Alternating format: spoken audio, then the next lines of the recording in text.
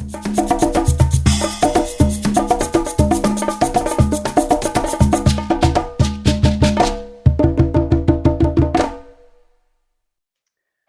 hello, and thank you again for joining us. Good afternoon or morning or evening to all of you, wherever you are within our FOSSI family.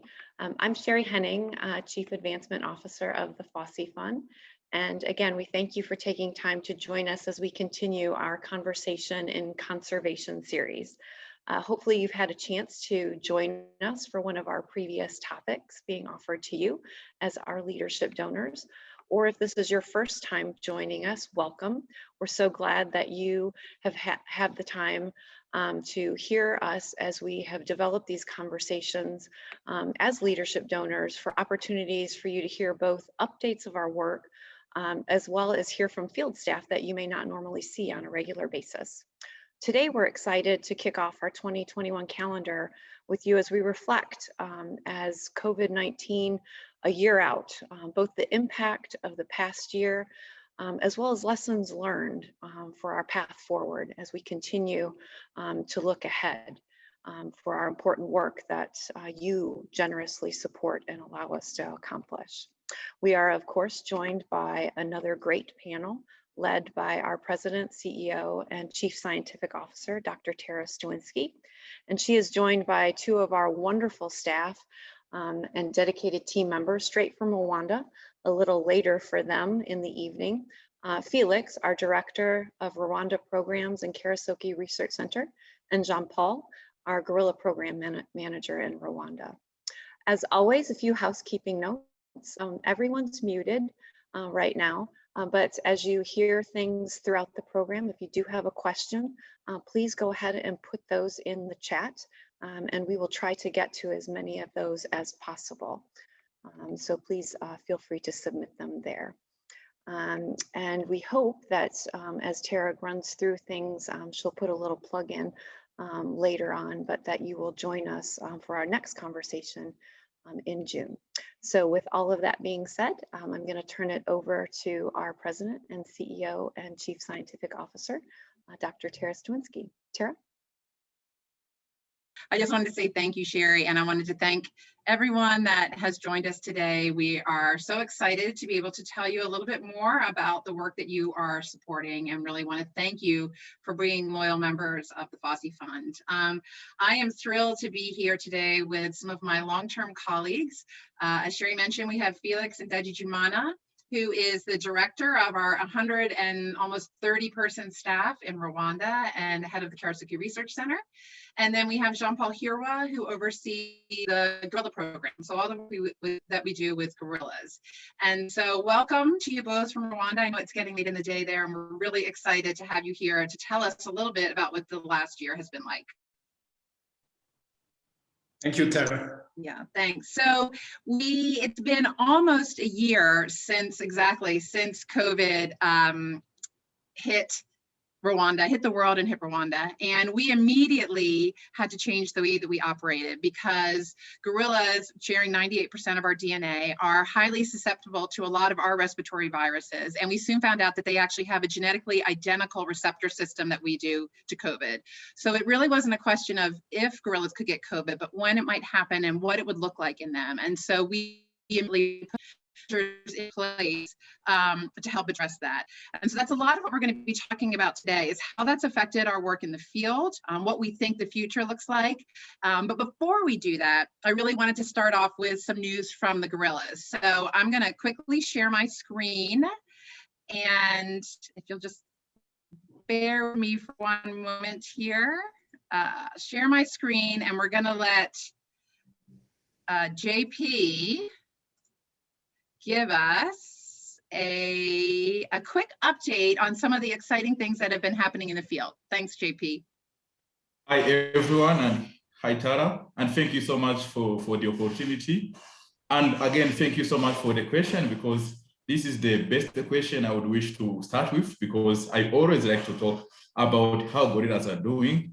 And in general, I would say that all gorillas, all groups are doing well. And I will start with great news from from newborns. So because the new baby gorillas are always exciting. So on the screen already we have one newborn who was born in December last year. He was born in Kureba's group and the mother is Kwana. So Kureba is a small group compared to what we call big groups, but this is understandably a great addition and the group is increasing. There is also another newborn who was born in November. So the group is growing quite well and we're looking forward to see this group expanding. Then after this infant, one day after actually, we got another newborn in Hambara's group. So Hambara's group is bigger than Kureba, but as I said, it is always great to have another addition as a baby gorilla. So this baby was born from a mother who I would say she's successful because she has three offsprings in the same group. And the younger one is still young, and we are happy that this newborn will have another older infant to play with. Then in February, we got two newborns. One was born in Musirikare's group from the mother Ikaze. Musirikare is one of the largest groups that we monitor, and it has so many other young infants. So this infant will have other same age infant to play with and to grow together. And again, 3 days later, we had another newborn, this one in Pablo's group. So Pablo is the largest that we monitor, and the mother is very young, and this is the first infant from her. So, but because Pablo is big and there are many experienced mothers and the group is bigger in general, this infant will have protection from many individuals and many gorillas. And in general, we're looking forward to see how this infant will grow. And so far, all of them are doing well and their mothers are doing well. So we are very excited for this. Thanks so much, JP. We're always thrilled to see infants being born because we know that that is the future of the population. And actually last year, the groups that we helped monitor grew by 6%. So COVID did not have the effect that we were feared it did. And the gorillas are doing well. And we know that is in large part to the work of JP and his team. So thanks, JP, for that update. And we'll return to the gorillas in a little bit. But Felix, I wanted to turn to you. Again, as I said, it's right about this time last year that COVID hit. Could you tell us a little bit about what that looked like when COVID first came to Rwanda?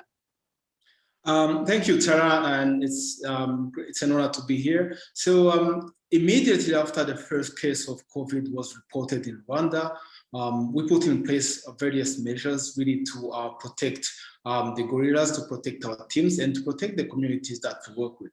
So these measures have really impacted the way we do our operations.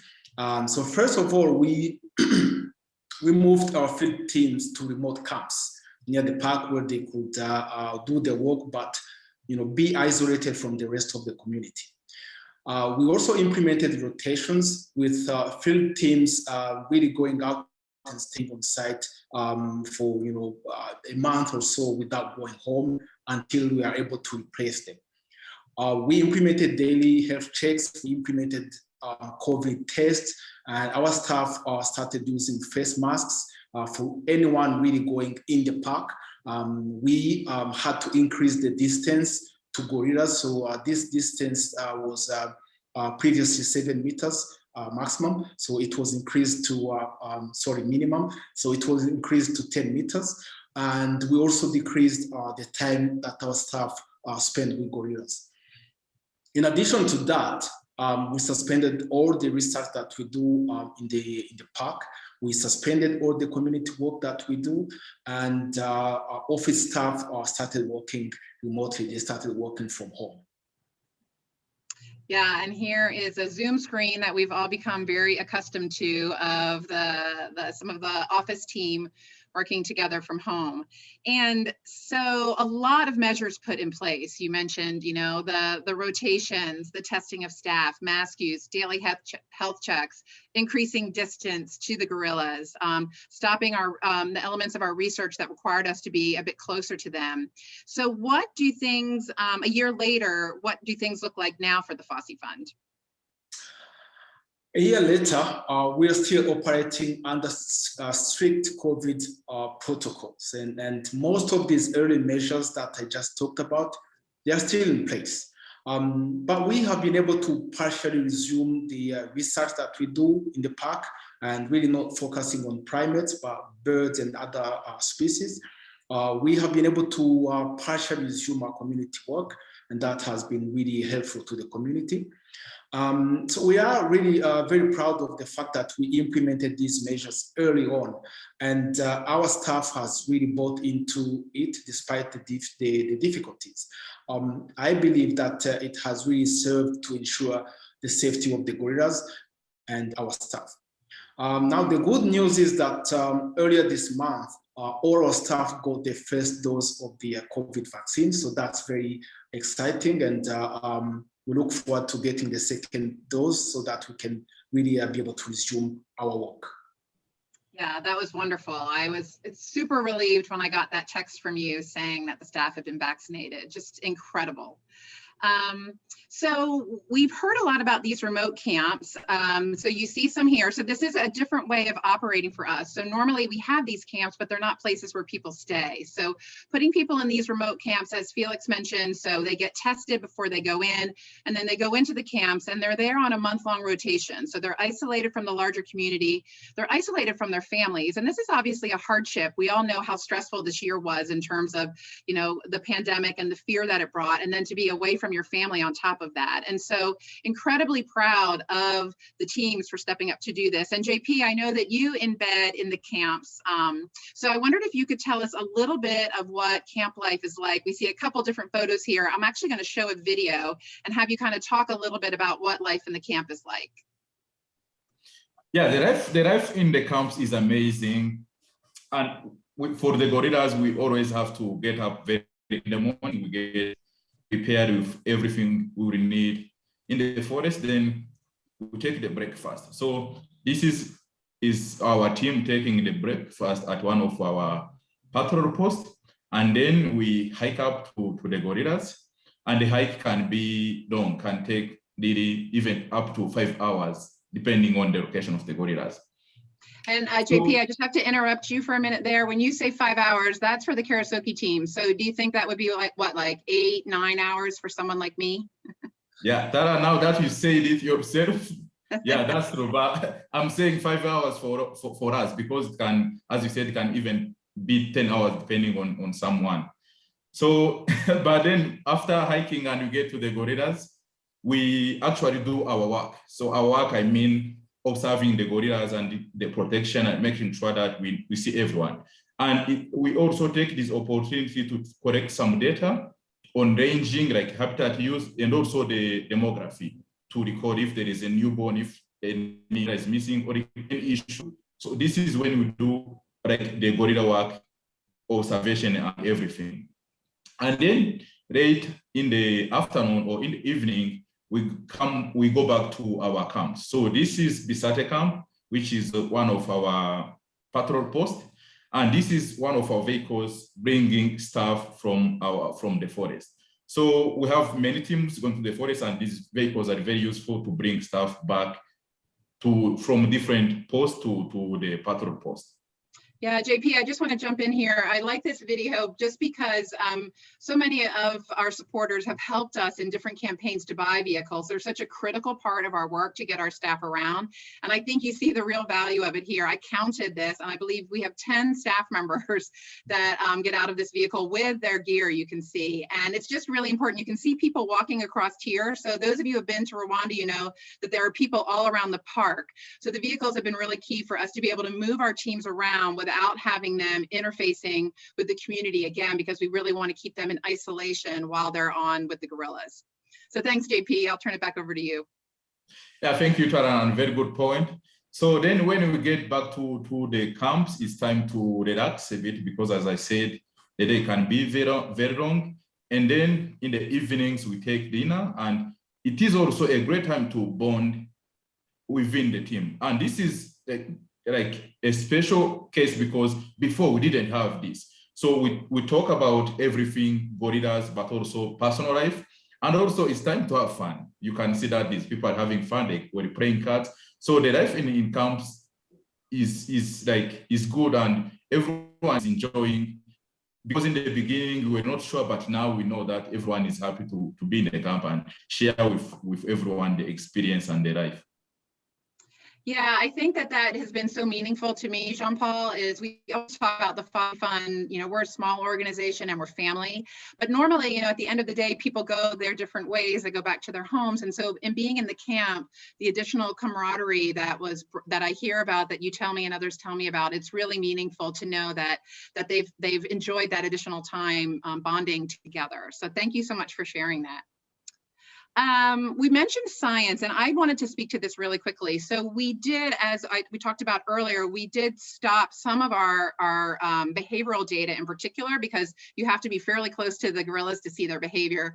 But as Jean-Paul mentioned, we are still collecting ranging data. We check on every gorilla. We're able to record births and deaths, so keep that long-term demographic database, which is so critical, going. But one of the things we were able to do during the pandemic was really focus on trying to get some of that science out. A lot of times we're in the field so much, it's hard to do the work to analyze and write up the studies. So we did a lot of that this year. I think we published 25 papers with over 100 collaborators from around the world. But one of the things I'm most proud of is this article came out. It's actually not written by us, but it was an analysis of kind of equity within conservation and science. And what you see here is they looked at sort of the top individuals that are publishing in ecology, which is one of the fields in which we work. And they found that both women and the global south, so people from Africa or India, were strikingly underrepresented in terms of people that are leading these publications. And within this paper, they found that 11% of them were led by women, and less than 2% were led by Africans. For the FOSSI Fund, just this past year, our numbers were 43% of our publications were led by women and 19% by Africans. So we're incredibly proud of really working to bring equity to this space. And I just want to share this picture of Marie Fidel. She's one of our young research assistants. She had been a student with us when she was at university. And she is one of the people that published a paper this year. She's a botanist, so she published a paper on some of the plant elements of the park. So we're very proud of this work over the last year. So Felix, I want to turn to you because our motto is helping people, saving gorillas, and so much of what we do is supporting communities. And this is a photo of you at one of the schools we work with, obviously pre-COVID. But I was hoping that you could speak a little bit more to how the pandemic affected local communities, and then also, what the FOSSI Fund's work around that. Thank you, Tara. So sadly, really COVID had a huge economic impact on local communities. So these are communities who really benefit from tourism and all the tourism-related activities that happen around the park, the Volcanoes National Park. So with tourism stopping, there was, really like a sudden stop in livelihood, basically, how they were making income. So in addition to that, the revenue sharing initiative, which really is supported by the government, didn't have any sort of money at the time to be able to support these communities. There were issues with inflation, and also the suspension or really like complete cancellation of livelihood projects that partners or conservation organizations had planned. So really all of these impacted these communities and their livelihood to a really big extent. So as a consequence, we saw an increase in legal activities in the park. So for example, the number of snares really doubled between 2019 and 2020. So and like I said, we saw a increase in legal activities as a consequence of the economic impact of COVID on local communities. Yeah, I think that's such an important point, is just the struggles of the communities who are dependent in some sense on forest resources. And so when these programs end, they need to get resources from somewhere. And so although the gorillas aren't a target of the snare, they're setting them for antelope, certainly it can affect gorillas and other wildlife. So just a real challenge for local communities. I was heartened that even though we couldn't be out with the communities, we were still able to support them remotely. I wondered if you might talk a little bit about that, Felix. Yeah, thanks. As you mentioned, with restriction in movements and school closures, we stopped many of our direct activities. But as you said, we were able to provide some help remotely, and consequently, some of the community projects were able to continue because we had put some infrastructures in place, before COVID. So a great example of this is the nature clubs that we support. And last year, only more than 14,000 trees were grown by nature clubs that we support. And these trees were distributed to local communities. And this really went into helping them with food and firewood. So on the photo there, that's one of the schools that we had supported. And during the pandemic, you can see that they were able to harvest these tree tomatoes. Yeah, this is really one of my favorite programs. So we helped start nature clubs in 17 schools around the park. And the idea is that the students take on an environmental project. And recently, as Felix mentioned, they've been doing these tree nurseries and then distributing them in the community. And so this year distributed 14,000 trees to, I think, over 5,000 families. And I love it because, the nature clubs are set up to teach kids about the importance of the environment and conservation. And then by distributing these trees, they're helping their communities. And so it's a way that we're really transmitting our motto of helping people, saving gorillas.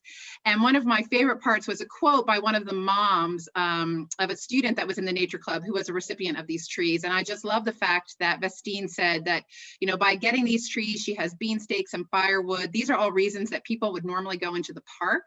And these trees were planted by her kids, and that she learned from them how important it is to conserve the park. And now there's not a need for her to go into the park. So really showing that these programs make a difference in the long term. So with that, JP, I'm going to call on you again to maybe go back and tell us a little bit more about the gorillas. We're going to show a quick video here to folks. And then after the fact, because the video audio messes a little bit, it's hard to hear you. We're going to have you tell us what's so amazing about this video. So we'll show it here for a few seconds.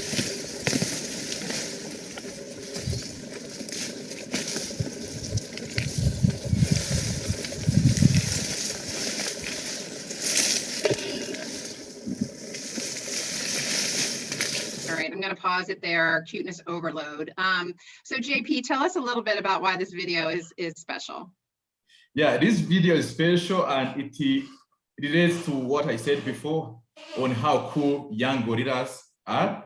And also, it can also relate to us humans, because it goes back to how gorillas can be affectionate and help each other as we do in humans. So this gorilla, actually what was happening was babysitting. So this is a female holding a young gorilla, but she's not the actual mother. But looking on the video, obviously, you cannot know that she's not the mother. But this happens, and it's very cool. And as I said, it relates to us and show that gorillas also have that personality of helping each other. And this is one of the cool things to observe when you are with the gorillas. Yeah. Love it, love it, love it. And they seek out babies, like the same way that we love to hold babies, gorillas do as well, right? Even not only females, but also males and silverback especially. It's very cool to see a silverback trying to grab an infant from the mother, like caring. And it's really amazing. As you said, it is exactly as we do in humans. Yeah, I know that your favorite gorilla is Sabukuru. He was famous for just loving to play and roughhouse and groom kids. Exactly, that's why I loved him. He was very special. He was a great father, playing with kids, allowing them to do everything they wanted around him, even when they were disturbing. So it was very cool. I loved him very much. Awesome. Great. Well, here's another amazing photo that recently came out. I wondered if you could tell us a little bit about this. Yeah, this is amazing too, because this, I go back to Pablo and Musirikari groups, because they are the largest group, and at this moment they encountered. So we call this an interaction. And during an interaction, a lot can happen. because silverbacks take the opportunity to show off and attract females, so females can transfer from one group to another, but also depending on the relationship between the two groups that they have encountered, they can even be a friendly encounter, like young gorillas playing together. So that's why I say a lot can happen. Silverbacks displaying, smashing plants all around. And at this moment, I can't decide how it feels to be or to observe more than 40 gorillas together. So Musirikare and Pablo together, they can make, they make more than 40 individuals. So it was very cool, and it is shown here because you can see the forest, how it ended up being. So the site was cleared because a lot was happening. Silverbacks displaying, infants praying. So it is amazing to see this happening. And as I said, it is always cool to talk about gorillas. Yeah, you know, we talk about gorillas as being kind of ecosystem engineers and how they're important for shaping their environment. And you can really see here by trampling vegetation, you know, it can allow other plants to go through. So they really have an effect on their environment as well as their environment being important to them. One last photo. Can you tell us a little bit about Kubona? Yeah, Kubona, he's a guy that I love because he doesn't give up. So he recently formed a group, and I say he doesn't give up because this is his third time he tries to form a group. So we're looking forward to see what will happen, and we're wishing him that to be able to keep this family forever, or at least for a very long time. Wonderful, great. So it's really positive to hear from you guys how the gorillas are doing, how, you know, that our community programs, even though they have been stopped, that we've been able to do some work and to support them, that the teams are doing well. But I know that this year hasn't been easy for you. So I wondered if you could just talk about, you know, what the biggest challenge has been for you during COVID. And JP, I'll start with you. Yeah, the challenges to me are related to the fact that our staff are staying isolated in camps. And our camps before were not hosting as many as staff as right now. And the staff were not staying as long as they are staying right now. So we had to do some rehabilitation or addition of equipment in our camps to be able to accommodate everyone, and obviously staying for a very long time. So that was very challenging logistically, but also on the other side, because as you said and Felix described, before taking our staff to the camps, they need to be tested. So this doesn't allow us to add more staff when we need. For example, the gorilla dynamics change a lot, and sometimes we have new groups that had formed, or there is a short time split of a big group, and we need additional staff to be able to follow those other events. But during this period, we're not able to do that. The situation is not flexible, and we have to wait for the testing to be able to send in new staff. Yeah, I can imagine, you know, we follow these guys so closely. And so to know that something is happening, some gorilla dynamic is happening, and we can't get to it because we're not able to be as flexible and move our staff around the way that we normally do, I'm sure is super frustrating. Felix, how about from your perspective? Really, to me, one of the biggest challenge was for us to be able to implement this, quick readjustments so that we can really continue our operations. And as JP said, logistics was an issue, and there were movement restrictions in place, and that really affected our ability to acquire supplies and to get the supplies back to the field teams in a timely manner. Working remotely was another challenge, and that's obviously because of various reasons. Our office staff, their work really is to support the field teams and the field activities of the organization.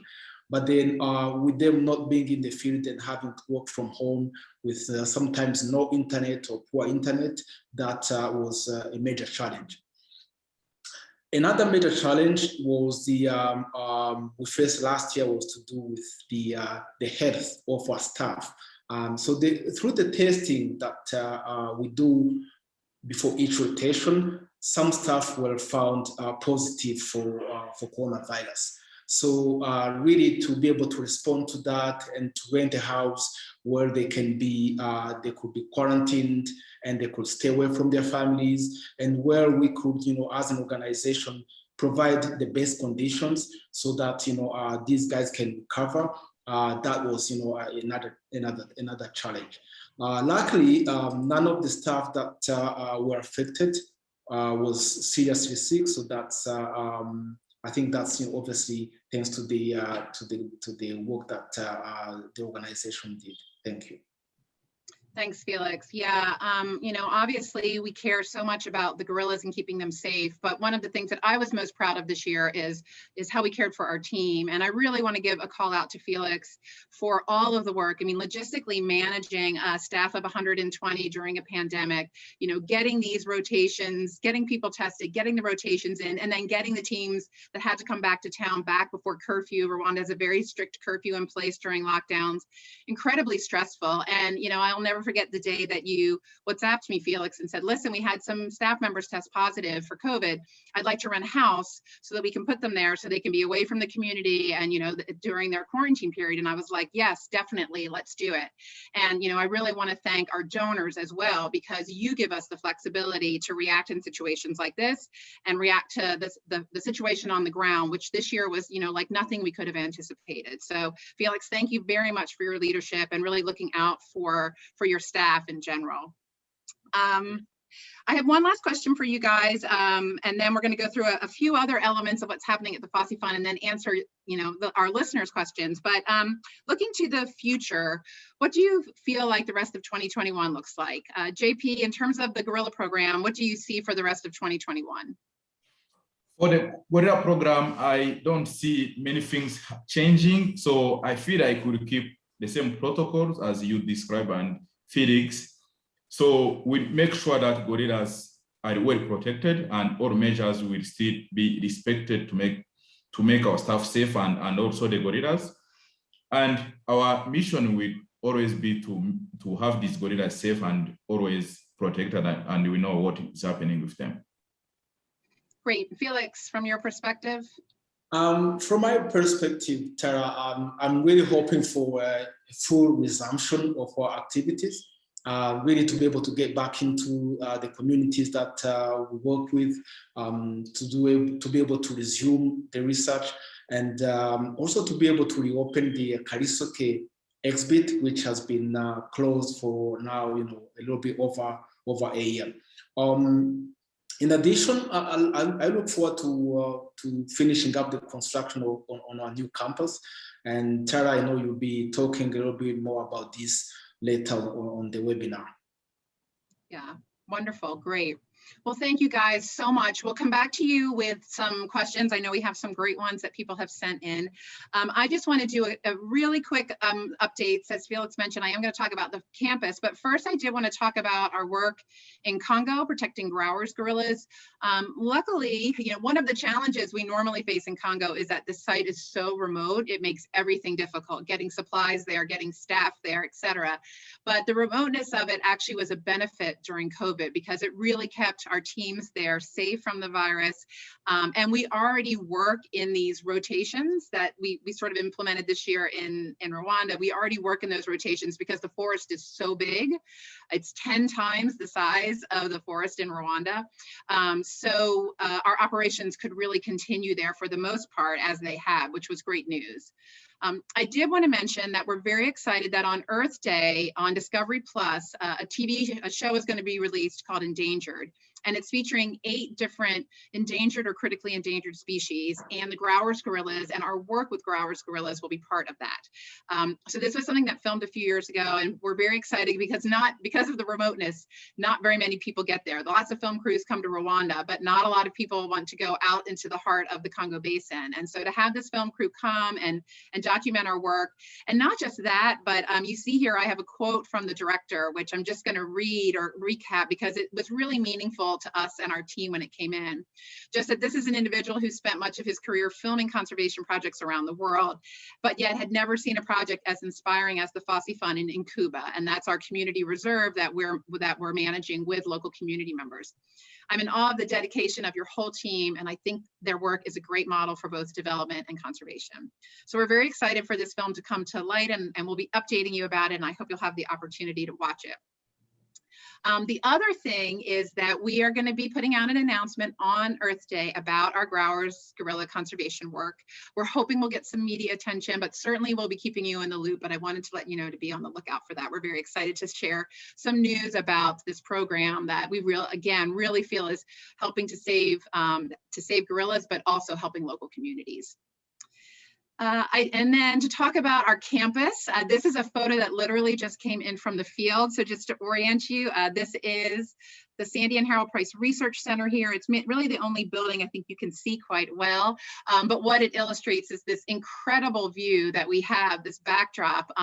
These are 3 of the 6 volcanoes in the region. And so it's just an amazing setting. Our 3 main buildings, we have the Research Center here, we have the Cindy Broder Conservation Gallery up here, and then off to the side, which you can't really see, is the Education Center. And then over here, sort of off the screen, are the dorms where the students, we'll have students be able to be housed. So we're incredibly excited. The pandemic has made this an extremely challenging project. You can imagine we have over 500 workers on site, so maintaining social distance and COVID protocols during all that has been very challenging. The supply chain has been interrupted, but I'm thrilled to say that we hope to be able to move in later this year. And I was just actually able to visit earlier this month. So we took the team out on site, and it was amazing to see buildings, because up until now, when I've been there, it's, it was a lot of earthwork and then things starting to come out of the ground, but we have actual buildings. So this is the driveway up. This is, again, the Conservation Gallery, or the public exhibit. And it's hard to get a size of scale, but just wanted to show you this photo. So these buildings are massive.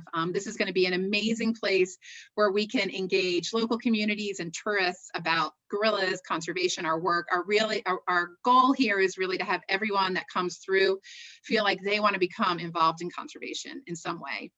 And I'm very excited that later this, or I guess it'll be April, in April, we're going to release a series of videos that talk about the different elements of the campus. And so wanted to give you a sneak peek at the trailer that will come out in a week.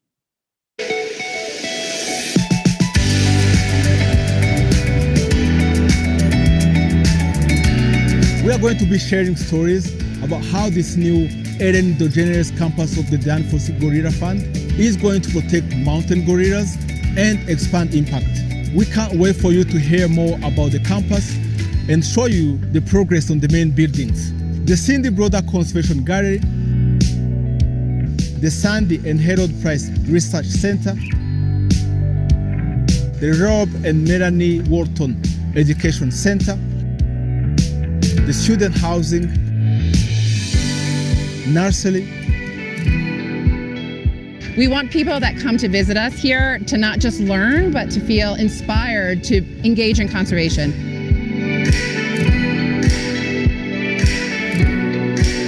So please be on the lookout for those. We'll be sharing them on social media, and each of them gives a real insight into the purpose of the building and what it will help us achieve and how we'll be able to do our mission even better. And we also want to invite you to be part of our new home. Hopefully you know, but we have a campaign going on right now for Guerrilla Champions. This is an opportunity for you to buy an infant or a silverback plaque that you can engrave for yourself, for your family, for your relatives. These plaques will live on a wall within our research center. So we would love for you to be part of our new home, and we'll be running this for about another month, and there's more details on our website should you be interested. I want to just end the formal presentation by inviting you to our next webinar, which will be on June 10th. We'll be featuring a conversation with Drs. Robin Morrison and Winnie Eckhart, 2 of our scientists, and we'll be talking about some of the amazing research that has come out. John Paul earlier talked about babysitting. We just had a study come out last week, and in fact, this article in Forbes that you see came out today. I cut it this morning quickly and put it in the presentation, looking at how gorillas are really unique for for social mammals, in that if an infant loses its mother after it's weaned, so it's able to kind of feed itself, but well before it would normally be separate from its mom, that the community, the family really comes up to support those gorillas. And as a result, we don't see negative outcomes that you see in a lot of closely related individuals like in chimps. So very human-like in that way. So we'll be sharing that study and a number of other papers that we've had come out this year. So I hope that you will join us. And with that, I would love to say thank you so much for your time. And I'm going to stop sharing my screen, hopefully, and we'll go to questions. So we have a couple good ones that have come in, and I am going to start with one. Elizabeth asks, what are you most proud of over the last year? JP, I'll start with you.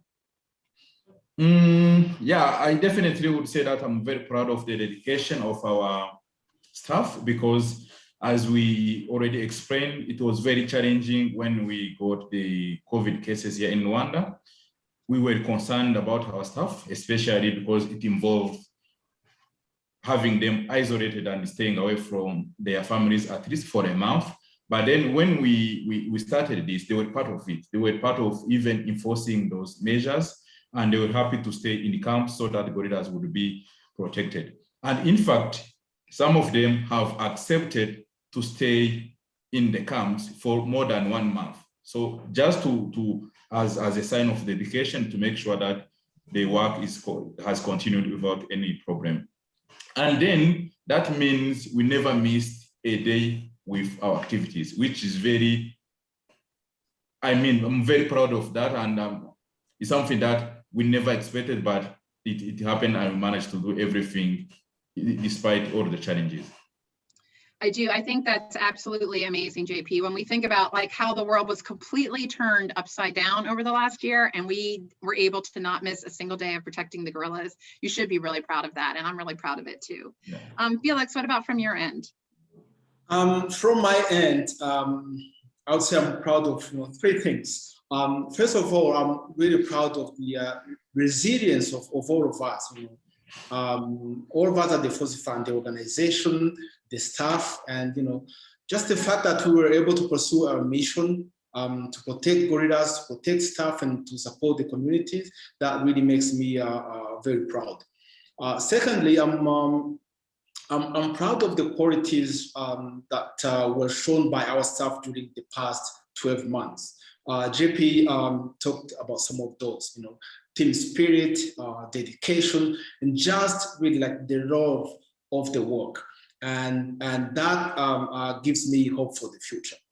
Lastly, I'm proud of how the Rwandan government has handled the pandemic. The response of the government has really ensured our safety and has made it possible for all of us to really continue our important gorilla conservation work. So as I mentioned before, it's through the partnership with the government that our staff are regularly tested for COVID and have also been vaccinated. Great. Yeah, I really also want to just commend the Rwandan government for their incredible support in making sure we can get our teams tested in the vaccination process. It's been amazing. And related to that, we had a question from John about tourism. And as tourism starts to ramp up, what measures are being taken to prevent travelers from exposing the gorillas to COVID? It's a great question. Rwanda has been open to tourism since August. And obviously, as we've talked about, it's an incredibly important source of revenue for the government as well as support for the local communities. And a lot of measures have gone into place. So, tourists are wearing masks. Tourists must be COVID tested before coming into the country. They are quarantined after they are COVID tested once they get in the country and need to wait to get their test result back before they can leave. It's very short. I was just there. I was tested as soon as I landed and had my results within 6 hours. They also need to have a negative COVID test to go into the park. They've decreased the number of tourists that are with a gorilla family to 6, and again, maintaining those larger distances. So it's been really impressive to see the number of protocols that have gone into place. to protect the gorillas from COVID. And we also know that outdoor settings are, where COVID doesn't spread very well, it's indoor settings. So that also gives the gorillas a little bit of a buffer. But between masks, increased distance, repeated testing, a lot of those measures have been put into place. There was another question about whether or not any gorillas have shown COVID symptoms. We have not seen that in any wild gorillas. There was a situation early in January where gorillas in a zoo in the US were diagnosed with COVID. The positive thing about that was that it was because it was in a zoo, they were able to study it very well. And the good news was that many of the gorillas showed very mild symptoms. My understanding is the one that showed more advanced symptoms was an older individual who also had some health challenges. So very similar to humans. So we were thrilled to see that because again, as I mentioned earlier, we knew that gorillas were going to be susceptible to COVID, but to see that it had a relatively mild effect, it's not wild gorillas, it's captive gorillas. It's a different setting, but at least that gave us a little bit of a sense of relief that maybe it wouldn't be a severe reaction in them. We have a question here. This is always, I love it when we get questions like this. And that is, can you tell me about a favorite moment with a gorilla? John Paul.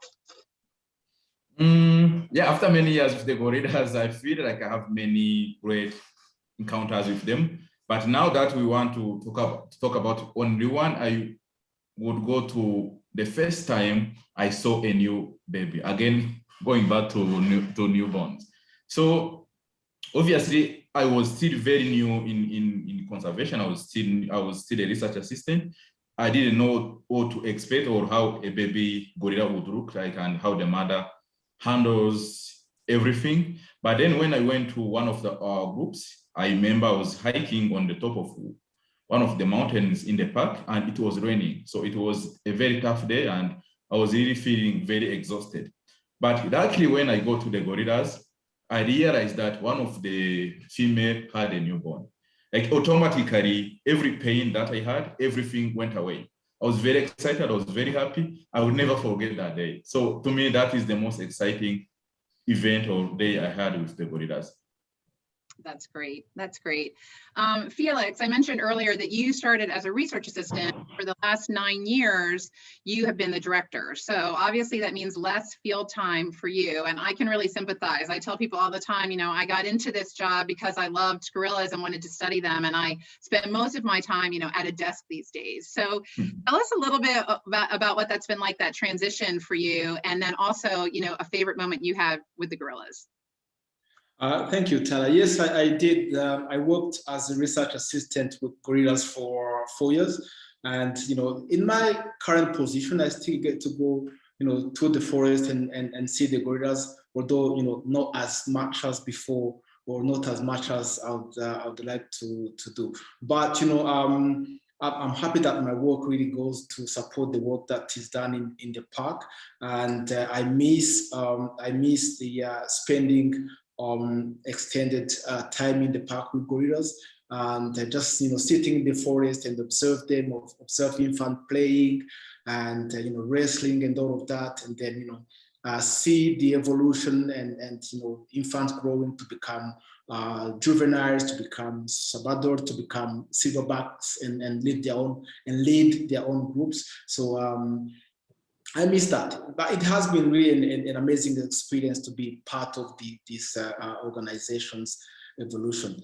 Now, my favorite moment is easily the first day I saw gorillas, and it was in 2004 in this beautiful open and green part of the park, and on this day we went to Shinda's group, one of the historic groups that were studied by Dan Fossey, and it was led by a silverback named Shinda. So this visit lasted only 2 hours, and but during these 2 hours, I was so lucky to see all the 26 gorillas in that group, including an impressive 7 silverbacks.